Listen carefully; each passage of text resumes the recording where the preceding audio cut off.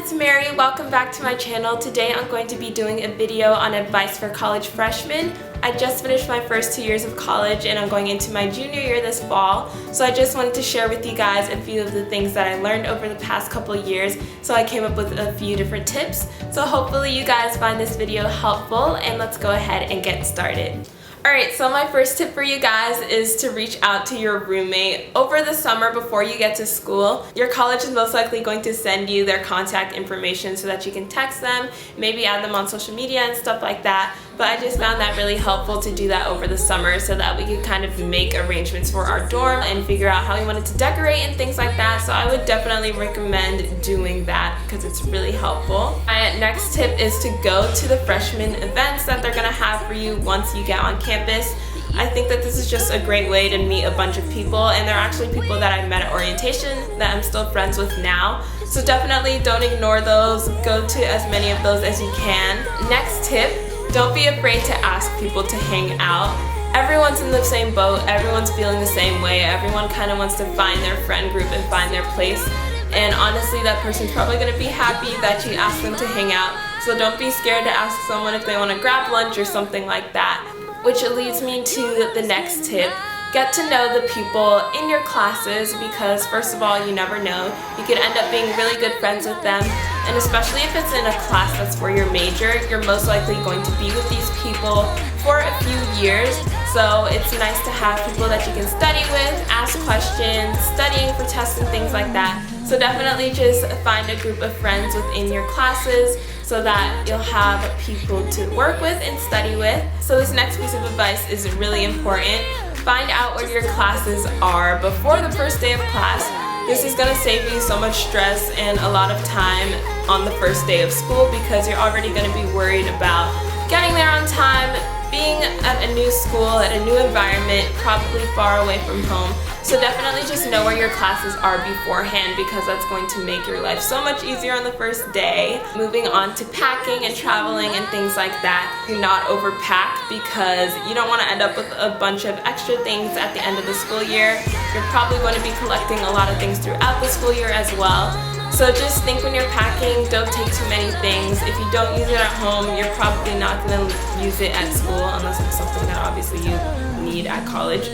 But yeah, just pay attention to that because I feel like I always would bring way too many clothes. So just limit your clothes, limit your things, especially if you're going to school far away and you're kind of like limited on space. You don't want to have too many extra things. Packing for college if you live far away from your school.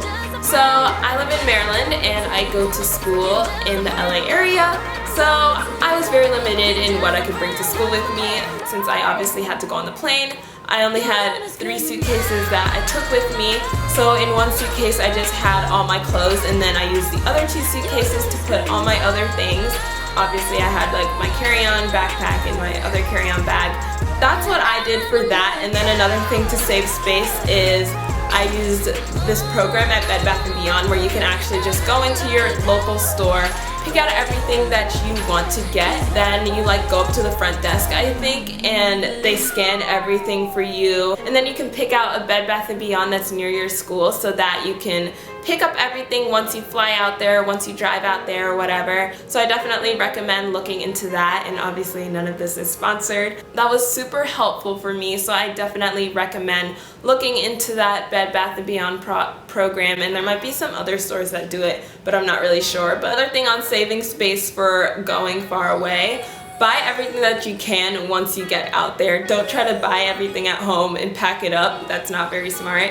That's what I did, and I was running out of space and freaking out. So you don't want to be freaking out and running out of space. So just save time and just get your things over there. You don't want to pay for extra bags and things like that. So yeah, buy everything out there if you can.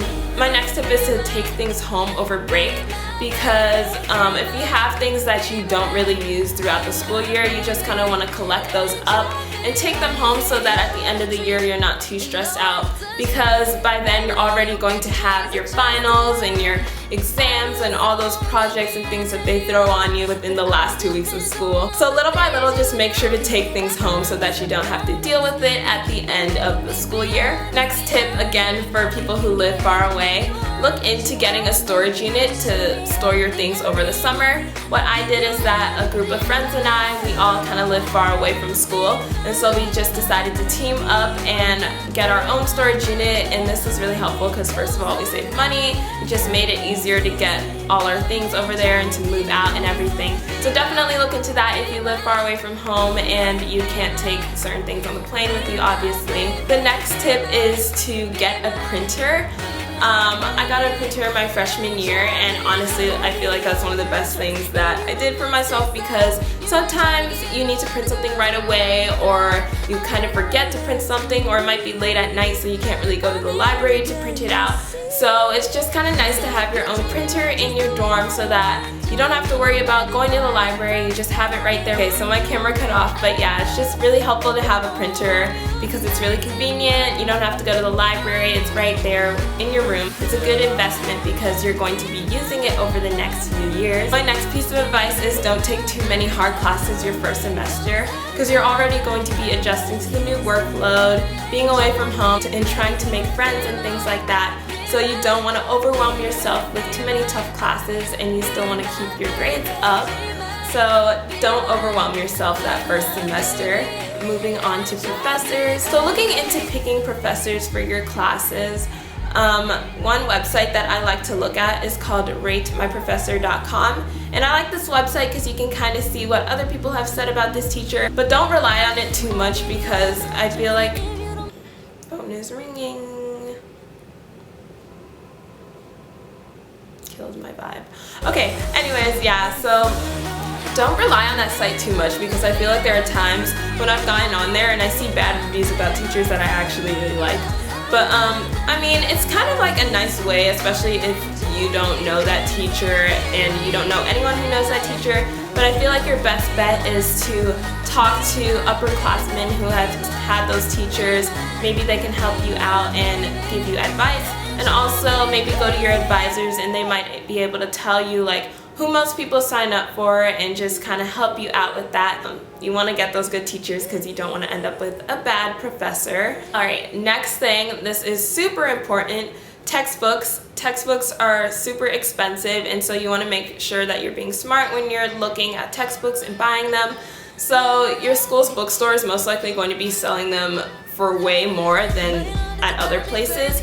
So a website that I like to look at is called slugbooks.com, and this website is so helpful because you can just like put in the ISBN number or like the name of the book or whatever, and then it pulls up a bunch of different sites from where you can rent books, buy books, or buy either new or used books. So I just like to use this site because I feel like it's easier and I don't have to go to like each individual site.